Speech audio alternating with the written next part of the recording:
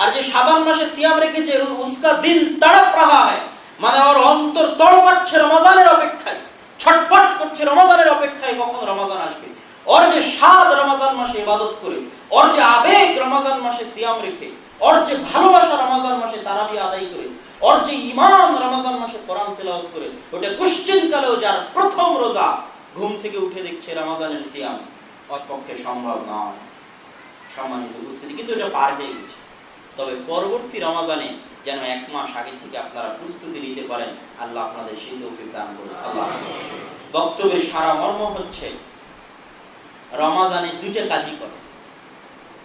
1, রমজানকে কোরআনের মাস বানান, নিজে, নিজের পরিবারে, নিজের সমাজে, নিজের গ্রামে, নিজের মসজিদে। আর রমজানকে গুনাহ মুক্ত, পাপ মুক্ত বানানোর জন্য শয়তানের বিরুদ্ধে যুদ্ধ ঘোষণা করে। ইনশাআল্লাহ আল্লাহ সুবহানাহু ওয়া তাআলা আমাকে এবং আপনাদেরকে রমজান যেন আমরা পবিত্র কোরআন তেলাওয়াত করে এবং পাপ মুক্ত অবস্থায়, শয়তানের বিরুদ্ধে যুদ্ধে জয়ী অবস্থায় আল্লাহ সুবহানাহু ওয়া তাআলা যেন আমাদের রমজানকে পার করার তৌফিক দান করেন। আল্লাহুম্মা।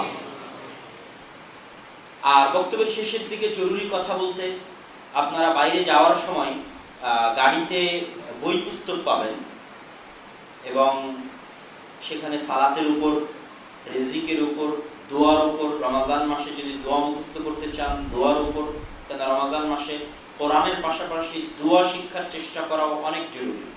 এমনকি দোয়ার কিছু ক্যালেন্ডারও পাবেন আপনারা। এবং আমার জানা মতে সাহারি ইফতারির সময়সূচিও থাকতে পারে গাড়িতে। তো আপনারা যাওয়ার সময় এই জিনিসগুলো অবশ্যই নিয়ে যাওয়ার চেষ্টা করবেন। আল্লাহ সুবহানাহু ওয়া তাআলা আমাদের সকলকে রমজান পর্যন্ত হায়াত দান করে রমজানকে পরিপূর্ণ ঈমান অবস্থায় পালন করার তৌফিক দান করুন। আল্লাহ।